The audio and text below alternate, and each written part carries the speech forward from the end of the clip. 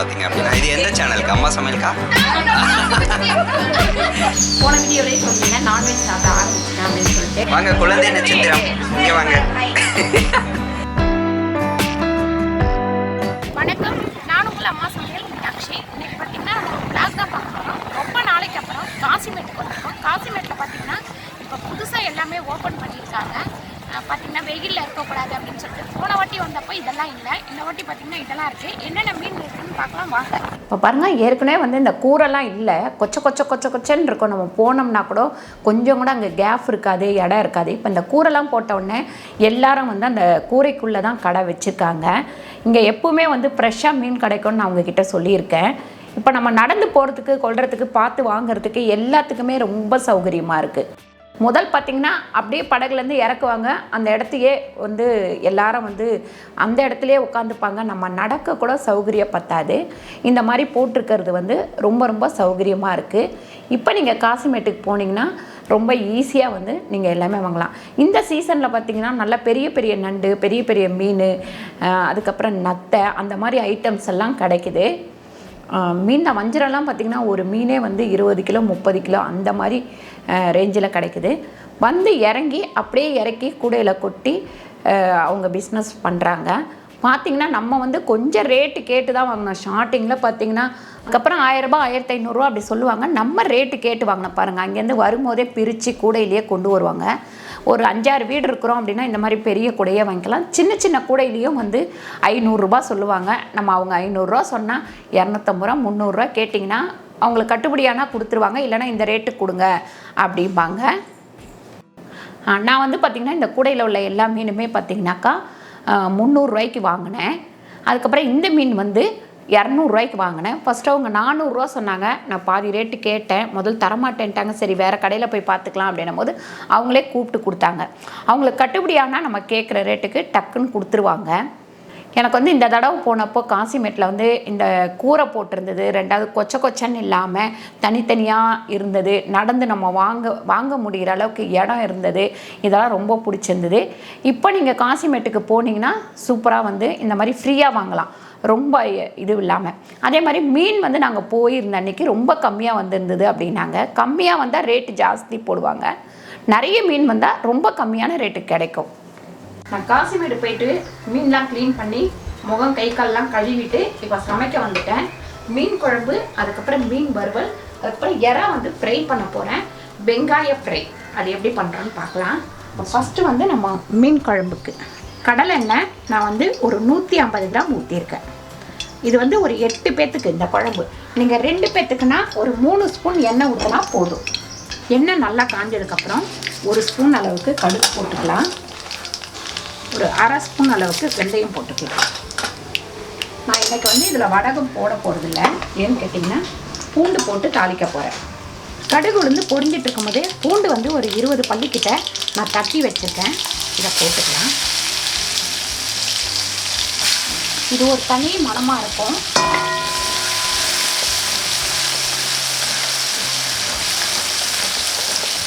அதுக்கப்புறம் பார்த்திங்கன்னா கருவேப்பிலை கொஞ்சம் நிறையவே போட்டுக்கோங்க. அந்த கருவேப்பிலையோட வாசனை வந்து குழம்புல இறங்கணும். வெங்காயம் பார்த்திங்கன்னா ஒரு பெரிய வெங்காயமாக 2 வெங்காயம் அரைச்சி வச்சுருக்கேன்.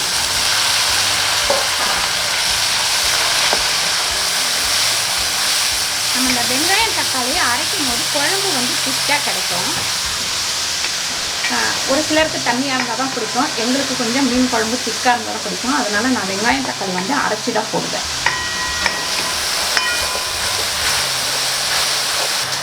கல்லுப்பு ஒரு 2 ஸ்பூன் போட்டுக்கிறேன்.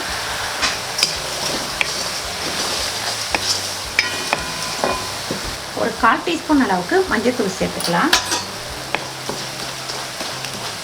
4 நல்ல பெங்களூர் தக்காளியை அரைச்சி வச்சுருக்கேன், அதை சேர்த்துக்கலாம். இது நல்லா வதங்கட்டும். இந்த இறா வந்து ஃப்ரை பண்ண போகிறேன். நம்ம தண்ணியெல்லாம் வடிச்சிட்டு இதில் போட்டுக்கலாம். இது வந்து பார்த்திங்கன்னா ஒரு 2.5 கிலோ இறா. இது வந்து காசிமேட்டில் போய் கூர் தான் கட்டி வச்சுருந்தாங்க. அவங்க வந்து ஒரு கூர் வந்து 100 ரூபா அப்படின்னாங்க. அதுக்கப்புறம் 250 ரூபா தரேன் அப்படின்னாங்க. நான் 200 ரூபா கேட்டேன். 3 கூறாக வந்து ஒரு 2 கிலோ வரும் அப்படின்னாங்க. கிட்டத்தட்ட நம்ம உரிச்சு எடுத்த பிறமும் 2 கிலோ வந்திருக்கு. ஒரு 2.5 கிலோ இருந்திருக்கும்னு நினைக்கிறேன். ஏன்னா நம்ம கூரில் வாங்கின தொட்டி கிலோ கணக்கு தெரியல. இது வந்து 4 கூர் நான் வாங்கினது. இதில் வந்து லெமன் ஃபஸ்ட்டு புழிஞ்சிக்கலாம். ஒரு லெமன் ஃபுல்லாகவே புழிஞ்சிக்கலாம். அதுக்கப்புறம் வெங்காயத்தை நல்லா நைஸாக அரைச்சி வச்சுருக்கேன். இதை வந்து இதில் சேர்த்துப்போம். மஞ்சத்தூள் ஒரு 1/2 ஸ்பூன் சேர்த்துக்கலாம். அப்புறம் கார்ன்ஃப்ளவர் மாவு ஒரு 4 ஸ்பூன் கார்ன்ஃப்ளவர் மாவு, ஒரு 4 ஸ்பூன் மைதா சேர்த்துக்கலாம். உப்பு பார்த்திங்கன்னா ஒரு 2 ஸ்பூன், அதாவது இது 1/2 ஸ்பூன் கணக்கு தான், அதனால் 1 ஸ்பூன் தான் இது. வெறும் மிளகாத்தூள் ஒரு 4 ஸ்பூன். இஞ்சி பூண்டு பேஸ்ட் ஒரு 2.5 ஸ்பூன். இந்த வெங்காயத்தில் இஞ்சியில் இதில் எல்லாமே தண்ணி இருக்கும். அதுக்கப்புறம் பார்த்திங்கன்னா எறா வந்து நல்லா தண்ணி வடிச்சிட்டு தான் எடுத்து போட்டிருக்கேன். இதை நல்லா வந்து நம்ம மிக்ஸ் பண்ணிக்கலாம். அதுக்கப்புறம் கொஞ்சம் கலர் வர்றதுக்கு நம்ம காஷ்மீர் மிளகாய் ஒரு 2 ஸ்பூன் சேர்த்துக்கலாம். பாருங்க நல்லா மசாலா போட்டாச்சு. இது நல்லா ஊறிட்டு இருக்கட்டும். நல்லா வந்து வெங்காயம் தக்காளி நல்லா வதங்கட்டும். வதங்கினோடனே நம்ம குழம்பு மிளகாத்தூள் ஃபஸ்ட்டு போட்டுக்கலாம். 4 ஸ்பூன் குழம்பு மிளகாத்தூள் போட்டுருக்கேன். அதுக்கப்புறம் கொஞ்சம் காரம் வேணும்னா நம்ம வெறும் மிளகாத்தூள் கொஞ்சம் சேர்த்துக்கலாம். ஒரு 2 ஸ்பூன் வெறும் மிளகாத்தூள் சேர்த்துருக்கேன். இதை நல்லா வதக்கி விட்டுடுவோம். மசாலா இந்த மாதிரி நல்லா வதங்கி எண்ணெய் தெளிகிற அளவுக்கு வதக்கிக்கோங்க. அதுக்கப்புறம் நான் புளி வந்து ஒரு 150 கிராம் கரைச்சி வச்சுருக்கேன். கொஞ்சம் தண்ணி ஊற்றிட்டு நல்லா மூடி வச்சிடலாம்.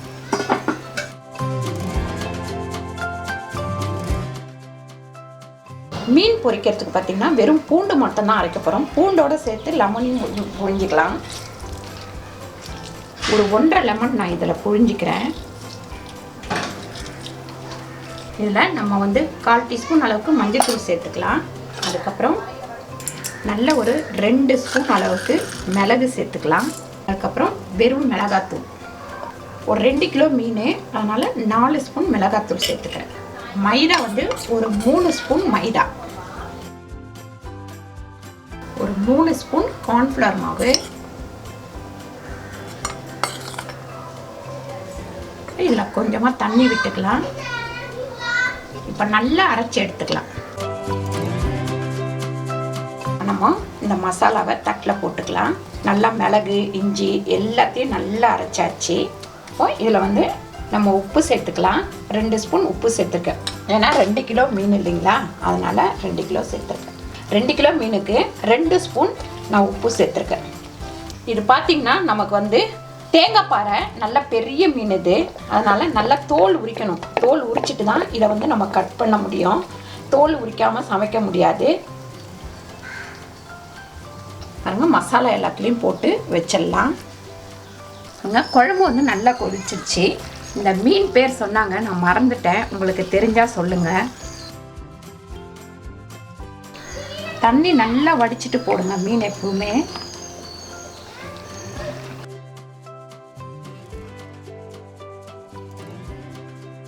குழம்பை இப்படி ஒரு கிண்டி விட்டுக்கலாம்.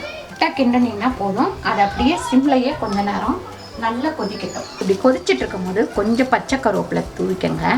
அந்த பச்சை கருவேப்பிலை வாசனை வந்து நல்லாயிருக்கும். மீன் குழம்பு பார்த்திங்கன்னா ரெடி ஆகிடுச்சு. ஆஃப் பண்ணிடலாம்.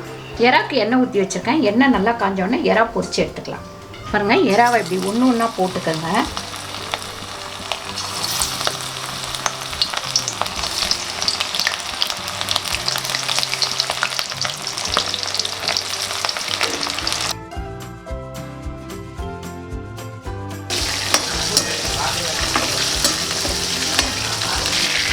இந்த மாதிரி ரொம்ப நேரம் வேக விடாதுங்க, லப்பர் மாதிரி ஆகிடும்.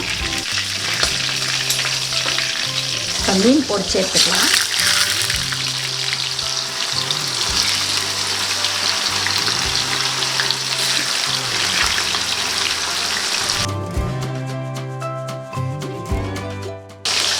மீன் வந்து நல்லா பொரிஞ்சிடுச்சு, எடுத்துக்கலாம்.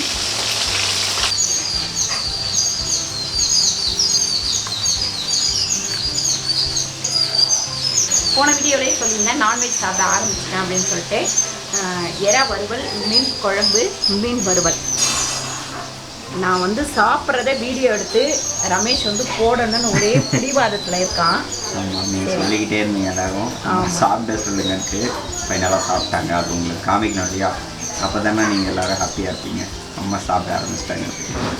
போன வீடியோவே சொல்லியிருந்தான் அம்மா சாப்பிட ஆரம்பிச்சுட்டா நான்வெஜ் நிறைய செய்கிறோம் அப்படின்னு சொல்லிட்டு. அப்படி கிடையாது, நான்வெஜ் வந்து நிறைய கேட்டுட்டு இருந்தாங்க. வெஜ்ஜாக போட்டுட்டேன், அதனால் நான்வெஜ் போட்டேன். இப்போ வெஜ்ஜு கேட்குறீங்க, அடுத்து வெஜ்ஜு போடுறேன். அவங்க பார்த்தாங்களே இல்லையோ, உனக்கு ஹாப்பியாக இருக்கா? ஹாப்பி. நானும் ரொம்ப நாளாக சொல்லிட்டு இருந்தேன், நான் சொல்லி யாரும் கேட்கவே இல்லை, நீங்கள் சொல்லி கேட்குறாங்க. மீன் கடைக்கு போயிட்டு வந்து சமைச்சு முடிச்சுட்டு சாப்பிட்டுட்டு இப்போ ஒரு இடத்துக்கு போகிறோம். அவங்க பார்த்தீங்கன்னா உங்களுக்கு எல்லாம் தெரிஞ்சவங்க தான், அங்கே போய் பார்த்துக்கலாம் யாருன்ட்டு. எங்கே வந்திருக்கோன்னு பார்த்தீங்க அப்படின்னா, இது எந்த சேனலுக்கு? அம்மா சமையல்கா? ஏன்னா எல்லா யூடியூபர்ஸும் இருக்கீங்க, உங்களுடைய ஃபோட்டோலாம் வச்சு தமிழில் வச்சா என் சேனல் கொஞ்சம் நல்லா போகும், அதனால எல்லாம் கொஞ்சம் வாங்க. நான் இப்போ பேசுங்க, இப்போ எங்கே இருக்கோம்? அவனோட சேனல்லே இப்படிதான். என்னோட சேனல்ல வந்து நான் வந்து ஏதாவது ஒரு கேமரா பாருங்கப்பா எல்லாரும். எல்லா கேமராவும் பார்க்குறீங்களே. ஓகே, ஃபர்ஸ்ட்லேருந்து வாங்க. உங்கள் சேனல் இப்போ சொல்லுங்கள். என்னோட பேர் வந்து பிரதீபா. நான் சமையல் சேனல் வச்சிருக்கேன். ஆமாம், உங்கள் காட்டுப்பூச்சி சேனலை வந்து கண்டிப்பாக சப்ஸ்கிரைப் பண்ணிடுவோம். நீங்கள் பண்ணுங்க, இல்லைன்னா நான் எடிட் பண்ணி இதெல்லாம் கட் பண்ணுறேன். கண்ணு முன்னாடியே பண்ணுங்க. ஆமாம், இல்லைன்னா பண்ண மாட்டேன். இப்போ கண்ணு முன்னாடியே சப்ஸ்கிரைப் பண்ணுங்கன்னா எடிட்டில் இதெல்லாம் கட் பண்ணுறேன். பண்ணிங்களா? நீங்கள் எல்லாரும் மொபைல் எடுத்து கை வைங்க, இல்லைன்னா எல்லாரையும் கட் பண்ணுறேன்.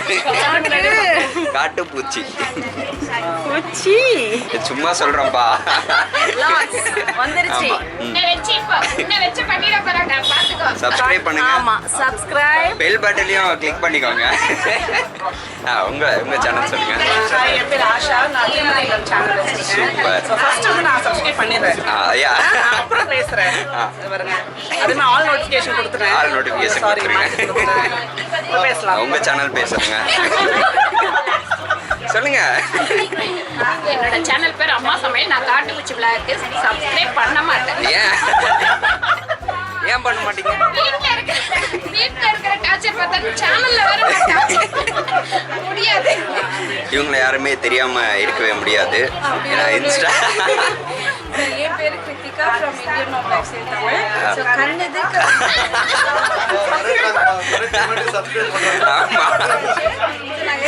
சேனல் பார்த்துருக்கேன். ரொம்ப நல்லா இருக்கு. All the very best.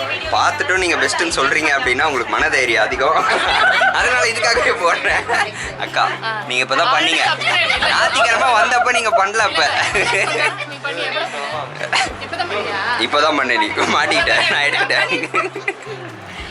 So நான் சாந்தி லைஃப் அடிச்சு டம்னா பண்ண சொல்லுவேன். சிரிச்சு பண்ண சொல்லுங்கடா. அடிச்சு கூட கேட்பாங்க, சொல்லாதீங்கிற மாதிரி இருக்கு. தம்பியும் அந்த குட்டி பொண்ணு பேர் ஸ்ரீநிதியும் வந்து வேற லெவல் அட்ராசிட்டிஸாக சேனல்ல கண்டிப்பாக வந்து சப்ஸ்கிரைப் பண்ணுங்க. ஆமாம், இது வந்து நான் சொன்னால் நீங்கள் சொல்லக்கூடாது. இது வந்து ரமேஷ் சொல்லலை அப்படின்னு சொல்லுங்க. சொல்லுங்க, இது வந்து ரமேஷ் சொல்லலை, சப்ஸ்கிரைப் பண்ணுங்கன்னு சொல்லி சொல்லலை. என் விருப்பத்தோடு தான் சப்ஸ்கிரைப் பண்ணுறேன். ஆமாம்,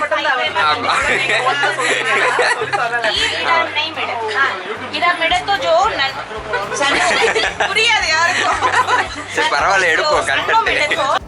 ஜுபேதா பார்த்திங்கன்னா ஒரு கடை ஓப்பன் பண்ணியிருந்தாங்க. அங்கே போய் எல்லா யூடியூபரையும் சந்தித்ததில் ரொம்ப ரொம்ப சந்தோஷப்பட்டேன். ஏன்னா புதுசாக நிறைய பேரை சந்தித்தேன். எல்லாரையும் மீட் பண்ணதில் ரொம்ப ரொம்ப சந்தோஷமாக இருந்தது. பார்த்திங்கன்னா நிறைய பேர் வந்திருந்தாங்க. காலையிலேயே நிறைய பேர் வந்துட்டு போயிட்டு இருந்தாங்க. நான் லேட்டாக போனேன். வாங்க குழந்தை நட்சத்திரம், இங்கே வாங்க பாருங்க. நீங்க காட்டுப்பூச்சி விளாக் சப்ஸ்கிரைப் பண்ணீங்களா? பண்ணீங்களா இல்லையா? ரொம்ப மோசமான இவனை நம்பாத நீ, சரியா? இங்க பாருங்க, அங்க பாருங்க. ஹாய் சொல்லுங்க.